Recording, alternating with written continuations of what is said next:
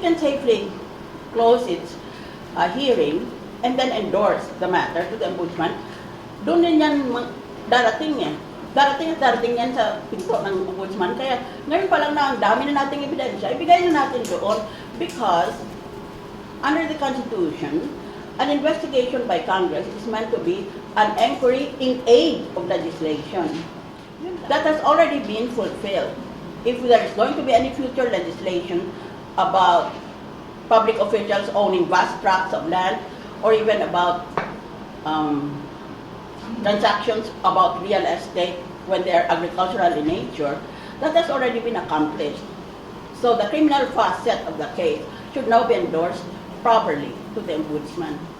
What do you suggest Senator Trillanes would do? He said there is more dirt he would expose against the Vice He's President. already eliciting certain criticisms for the inquisitorial nature of the proceedings. So maybe the better course of action will be to present them all, file them all with the ombudsman, and then of course give copies to the press. That will, I think, satisfy the obligation of the press to report news as it breaks.